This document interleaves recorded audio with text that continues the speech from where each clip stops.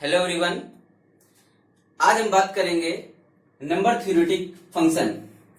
Number theory के second lecture में यहां हम दो नंबर थ्योरेटिक फंक्शन का डिस्कस करेंगे और नेक्स्ट वीडियो में अगले दो नंबर थ्योरेटिक फंक्शन का डिस्कस करेंगे। तो आज जो डिस्कस करने जा रहे हैं वो tau N function and sigma N function की बात करेंगे। नंबर थ्योरेटिक फंक्शन में tau N function and sigma N function के बारे में बात करेंगे। चलिए देखते हैं क्या है, समझने की कोशिश करते हैं। मान लीजिए कोई भी आपके पास नंबर है, कोई भी आपके पास नेचुरल नंबर n है, कोई भी नेचुरल नंबर n है, तो उस नेचुरल नंबर को हम प्राइम फैक्टर में फैक्टराइज कर सकते हैं।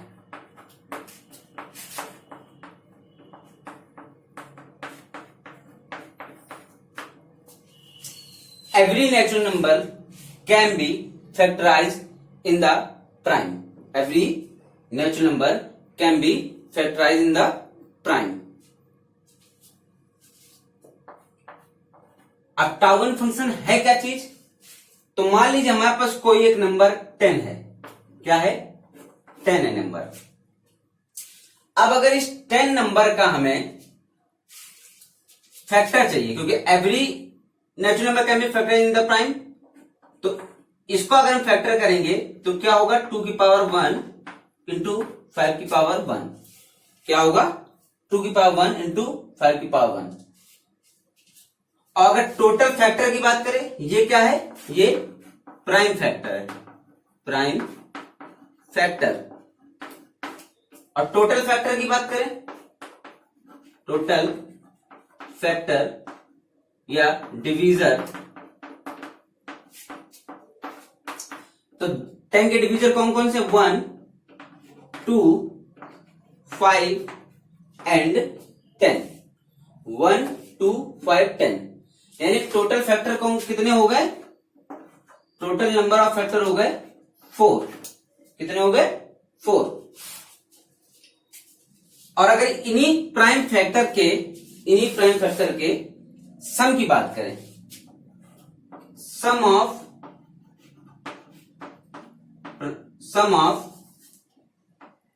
डिवीजर्स,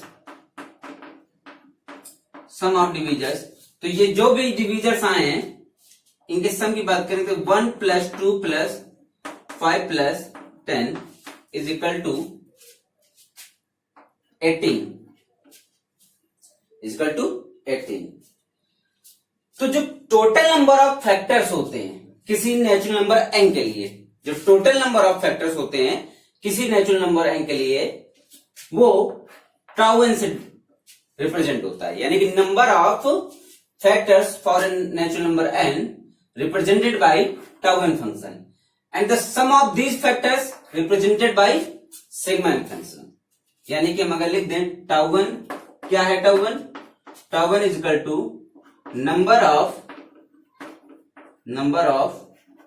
divisors of n, and sigma n क्या है? sum of these divisors, sum of these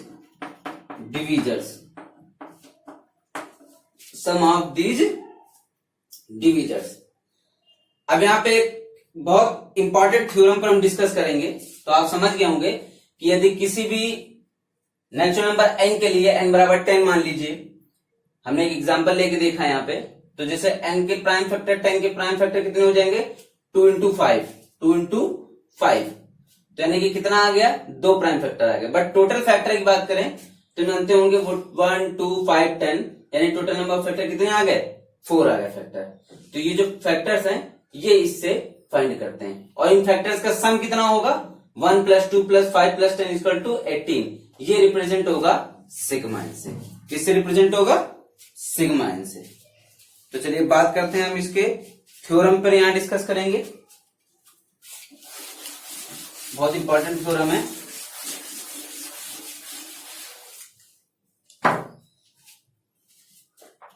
late theorem है, let n be a natural number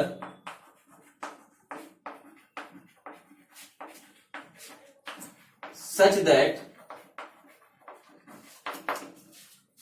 n is equal to p1 की पावर k1 into p2 की power k2 and so on pr की power kr, where p1 p2 and so on pr are primes and k1 k2 kr their index, यानी कि जो prime power होगी their index, then first total number of डिवीजर्स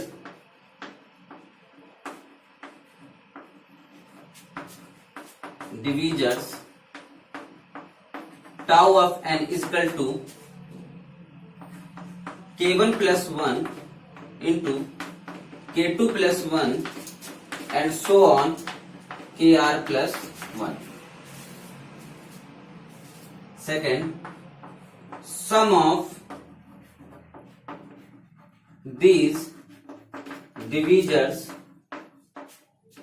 sigma n, sum of these divisors sigma n is equal to p1 की power k1 plus 1 minus 1 upon p1 minus 1 into p2 की power k2 plus 1 minus 1 upon p2 minus 1 and so on pr की power kr plus 1 minus 1 upon pr minus 1. इसे multiple में चल रहा है, ध्यान रखिएगा. ये हमारे sum of these divisors. Third, product of these divisors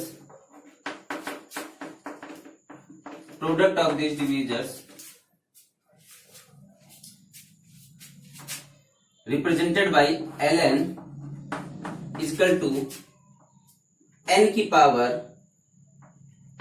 tau n by 2, n की power tau n by 2.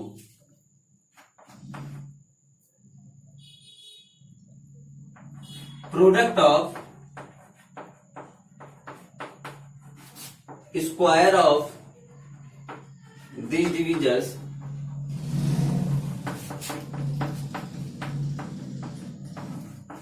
ln2 is equal to n की power tau n. Product of square of these divisors. Fourth, sum of square of these divisors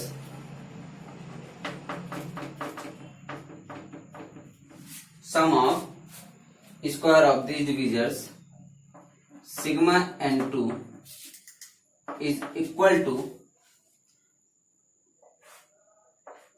p1 की power k1 plus 1 की whole square minus 1 upon p1 minus 1 into p2 की power k2 plus 1 का whole square minus 1 upon p2 minus 1 and so on pr की power kr plus 1 का whole square minus 1 upon pr minus 1. ये चलिए बात कर लेते क्या है ये चीज. ये फॉर्मूले हैं फाइंड करने के लिए नंबर थ्योरी में डिविजर्स पर डिस्कशन करने के लिए. Let n be a natural number such that, कोई n नेचुरल नंबर हमारे पास इस प्रकार से है कि n को हम प्राइम फैक्टर कर लेते हैं, n को प्राइम फैक्टर, और उसका प्राइम फैक्टर इस रूप में हमें दिखता है. जैसे n is equal to p1 की पावर k1 इंटू p2 की power k2 and so on pr की power kr. Let n be a natural number such that n can be factorized in this form where p1 p2 p are the primes and k1 k2 their index, then total number of divisors τ1, यानी कि इसके n के जितने divisors होंगे उसकी counting ये होगी k1 plus 1, ये जो पावर दी है उन सब में 1 1 ऐड करके उनका मल्टीप्लाई कर दिए। जितनी इंडेक्स दिए हैं ये जितने पावर दिए हैं उन सब का एक एक ऐड करके मल्टीप्लाई कर दीजिए, यानी कि total number division τ1 equal to k1 plus 1 into k2 plus 1 and so on kr plus 1। Sum of these divisor sigma n, sum of these divisor sigma n equal to p1 की power k1 plus 1 minus 1, p1 की power k1 plus 1 minus 1 upon p minus 1 into p2 की power k2 plus 1 minus 1 upon p2 minus 1 and so on pr की power kr plus 1 minus 1 upon pr minus 1। ये देखिए product of these divisors, यानी कि ये जो numbers हैं इन सबके जो भी डिविजर्स आएंगे उनका प्रोडक्ट जो होगा वो क्या है n की पावर τ1 बाई 2, यानी कि जितने टोटल नंबर ऑफ डिविजर्स आएंगे उसके बटे 2 कर दीजिए और उसकी n की स्क्वायर कर दीजिए। Product of square of the divisors कितना हो जाएगा n की पावर, जितने की स्क्वायर करेंगे 2 2 कैंसिल हो जाएगा तो n की power τ1 and sum of the square कितना हो जाएगा, ये फॉर्मूला है। जहां पे k1 प्लस 1 था इसमें स्क्वायर चढ़ा दीजिए सम ऑफ, अगर क्यूब पूछे तो क्यूब लगा दीजिए, ठीक है। देखिए अगर सम ऑफ दी डिविजर पूछे तो फॉर्मूला p1 की power k1 plus 1 minus 1 upon p minus 1 and so on. अगर sum of the square of divisors पूछे तो पावर स्क्वायर चढ़ा दीजिए इसमें, देखिए फॉर्मूला ये बन गया। अगर sum of this cube of this divisors पूछे तो यहाँ क्यूब चढ़ा दीजिए एंड सो ऑन, फॉर्मूला बन जाएगा। तो ये रही पूरी बात किसकी, फॉर्मूला की इसके। अब इस पर एक एग्जांपल लेके समझते हैं कि कैसे काम कर रहा है, तो चलिए देखते हैं।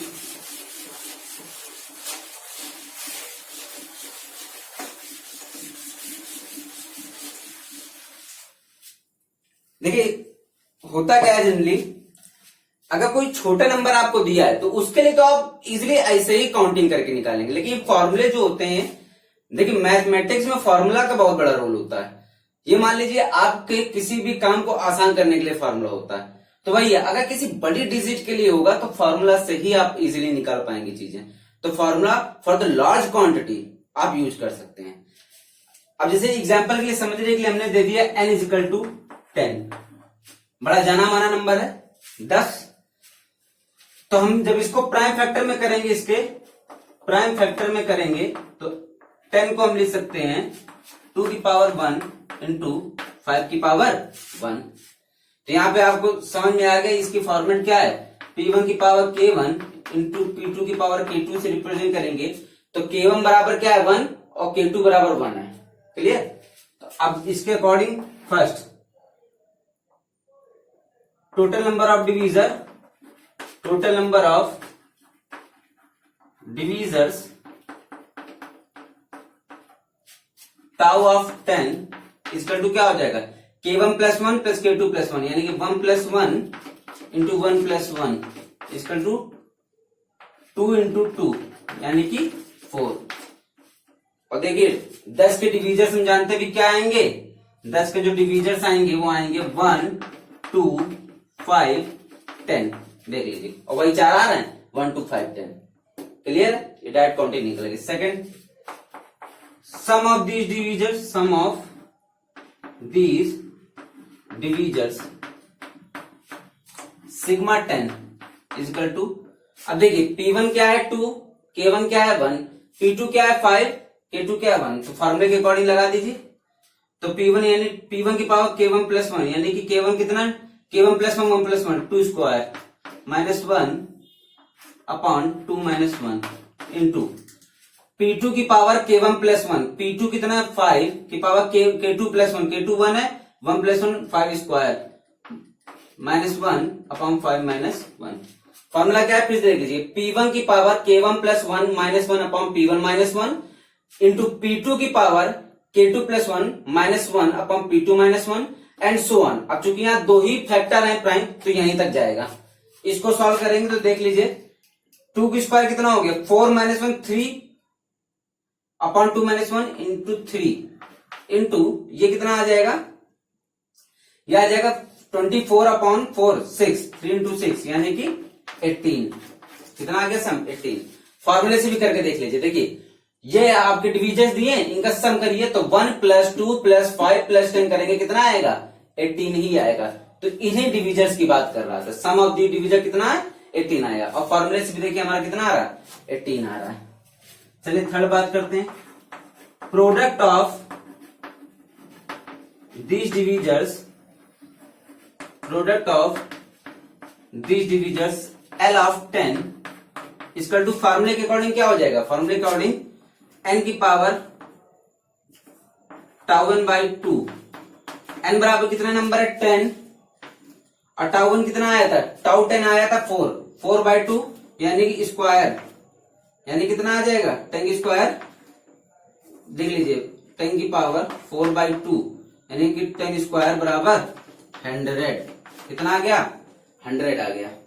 अब देखिए प्रोडक्ट भी करके ले लीजिए, प्रोडक्ट ऑफ दीज डिविजर्स करेंगे 10 इंटू 5 इंटू 2 इंटू 1 करेंगे, 10 5 इंटू 10 इंटू 1 कितना 10, 10 इंटू 10 100, क्लियर है। चलिए fourth number, product of square of these divisors, product of square of these divisors, यानी कि हमसे बात कर रहा है 1 की स्क्वायर प्लस 2 की स्क्वायर प्लस 5 की स्क्वायर प्लस 10 की स्क्वायर क्या आएगा, ये पूछ रहा है। चलिए ऐसे तो जनरली निकालेंगे तो आपको पता ही है, 1 की स्क्वायर 1 प्लस 4 5, 25 प्लस 5 30, और 30 और 10 की स्क्वायर 100, यानी कि 1 सॉरी प्रोडक्ट की बात कर रहे हैं, स्क्वायर सम की नहीं कर रहा है, product of square into,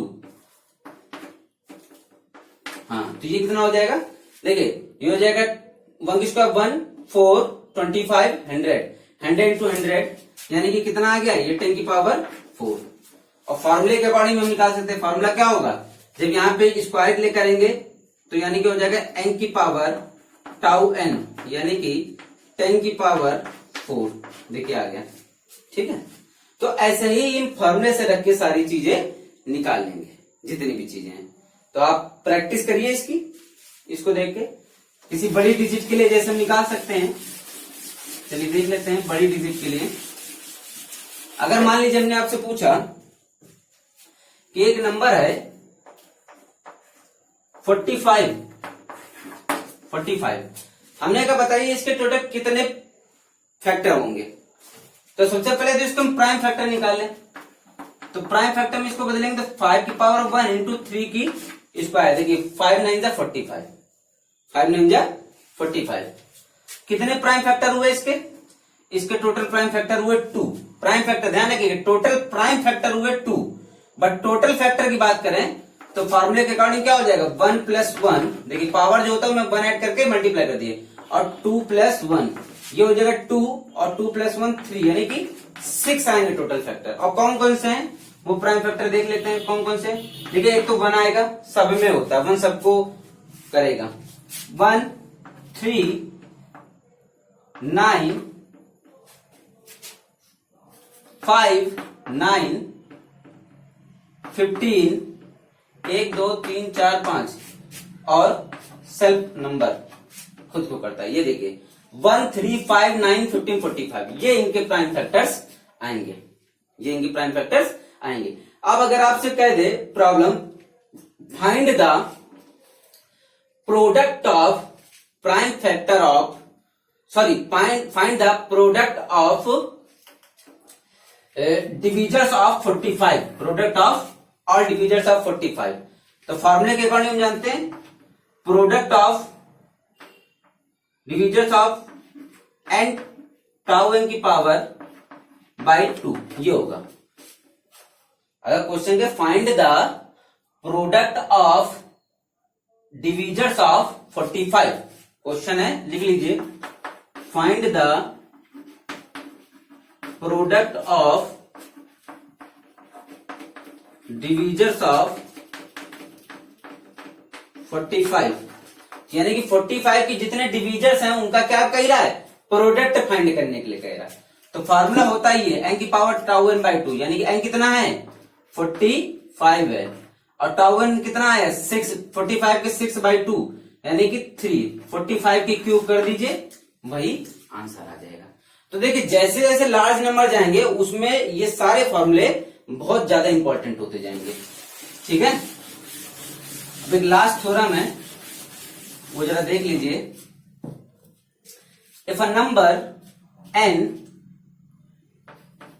written in the form p1 की पावर k1 into p2 की power k2 and so on pr की power pr and second number m बराबर p1 की पावर j1 into p2 की power j2 and so on pr की power jr, जहां पे all ki बराबर 1 2 3 इससे एंड ji बराबर भी 1 2 3 इससे प्रेजेंट कर रहे हैं। इस फॉर्म में n और m नंबर को हमने क्या करा, लिख लिया। ये प्राइम फैक्टर फॉर्म में अगर कोई भी नंबर n और m इस फॉर्म में है तो इनका जो जीसीडी होगा, GCD of n comma m equal to हो जाएगा p1 की पावर u1 इंटू p2 की power u2 and so on pr की power ur, where u1 u2 and ur respectively minimum of ki comma ji, ki comma ji, ये first है। Second LCM of m comma n, LCM of n comma m p1 की power v1 into p2 की power v2 and so on pr की power vr, where v1 v2 and vr equal to maximum of ki comma gi। इसके according यानी कि v1 की value रखेंगे तो maximum of k1 j1 में जो मैक्सिमम आएगा, v2 की वैल्यू रखेंगे तो k2 j2 में जो मैक्सिमम आएगा। देख लीजिए v3 की वैल्यू रखेंगे तो v2 की वैल्यू रखेंगे तो क्या होगा, k2 j2 में जो मैक्सिमम आएगा, और इसमें सिमिलरली मिनिमम को प्रोसेस है। तो ये रहा फॉर्मूला।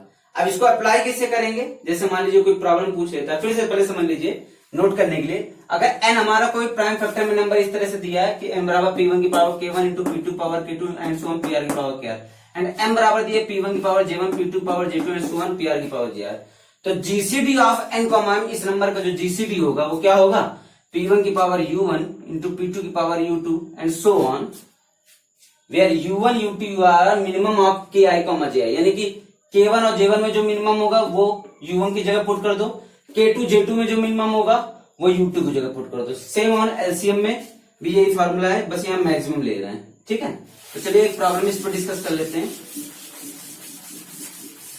अगर हमें कह दिया कि एक नंबर दे दिया है n बराबर दे दिया है 3 की स्क्वायर इंटू 7 की पावर 6, बड़ा सा नंबर दे दिया है। m बराबर दे दिया है 3 की क्यूब इंटू 5 की स्क्वायर इंटू 7 की पावर 3, ये दे दिया।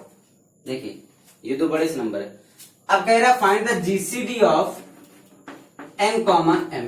तो देखिए GCD of n comma m क्या होगा, मैंने बताया था कि जीसीडी के लिए 3 की पावर u1 इंटू 5 की पावर u2 इंटू 7 की power u3 into same power u3। अब u1 u2 u3, u1 में जीसीडी में क्या लेंगे, u1 के लिए जीसीडी में हमने बताया मिनिमम।